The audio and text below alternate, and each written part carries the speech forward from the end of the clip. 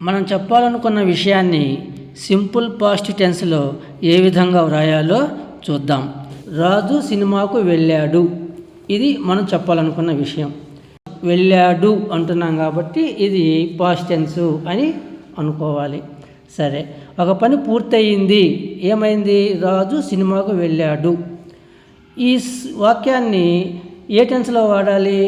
Simple పాస్ట్లో చెప్పాలి. ఎందుకని? ఒక పని పూర్తయింది అని చెప్పడానికి సింపుల్ పాస్ట్ ఉపయోగిస్తాం. తర్వాత స్ట్రక్చర్ గుర్తుకు రావాలి. సబ్జెక్ట్ ఉంటుంది, అంటే నౌన్ ఆర్ ప్రొనౌన్. తర్వాత వెర్బ్ రెండవది రావాలి, పాస్ట్ టెన్స్ వెర్బ్ రావాలి V2. తర్వాత ఆబ్జెక్ట్ రావాలి. ఈ స్ట్రక్చర్ ప్రకారం పై వాక్యాన్ని వ్రాద్దాం. సబ్జెక్ట్ ఎవరు ఇక్కడ? రాజు. ముందు రాజు అనే పదాన్ని రాయాలి. తర్వాత V2 రావాలి. వెర్బ్ ఏంది ఇక్కడ? వెళ్ళాడు. గో అంటే వెళ్ళడం. వెళ్ళాడు అని ఏమంటాం? వెంట్ అంటాం, రెండవ పదం. కాబట్టి ఇక్కడ రాజు అనే పదం తర్వాత వెంట్ అని రాస్తాం. ఎక్కడికి వెళ్ళాడు? ఆబ్జెక్ట్ ఏంటి? సినిమాకు. టు మూవీ అని రాస్తాం. రాజు సినిమాకు వెళ్ళాడా? క్వశ్చన్ అడగాలి. ఇప్పుడు ఇక్కడ పని జరిగిందా అని అంటున్నాం కాబట్టి ఇది కూడా పాస్ట్ సింపులే.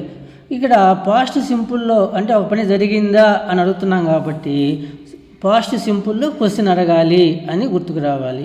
ఇప్పుడు క్వశ్చన్ అడగడానికి స్ట్రక్చర్ ఏంటి? ఇక్కడ రాజు అనే సబ్జెక్ట్ ఉంది కాబట్టి I, he, she, it subject ఏదున్నా డిడ్ అనే పదాన్ని ఫస్ట్ బిగినింగ్లో రాస్తాము. తర్వాత సబ్జెక్ట్ రాస్తాం.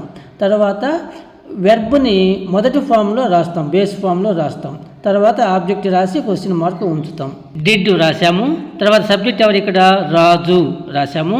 తర్వాత వెంటనే V2కి బేస్ ఫామ్ ఏంటి? గో, అది రాయాలి. ఎక్కడికంటే to movie, question mark. Did Raju go to movie. Raju సినిమాకు వెళ్ళాడా అని అర్థం వస్తుంది. రాజు సినిమాకు వెళ్ళలేదు. ఇక్కడ ఒక పని జరగలేదు అని చెప్తున్నాం, అంటే పాస్ట్ సింపుల్లో నెగిటివ్గా చెప్పాలి. Simple past negative sentence structure గుర్తుకు రావాలి. Subject did not, V1 object. Subject ఏదైనప్పటికీ I, you, we, he, she, it, they ఏదైనప్పటికీ డిడ్ నాట్ ఉపయోగిస్తాము.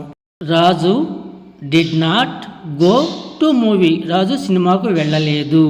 రాజు సినిమాకు వెళ్ళలేదా? నెగిటివ్ క్వశ్చన్ అడగాలనుకోండి, ఆ డిడ్ నాట్ని రాజు అనే సబ్జెక్టు ముందు రాస్తే అది నెగిటివ్ క్వశ్చన్గా మారుతుంది.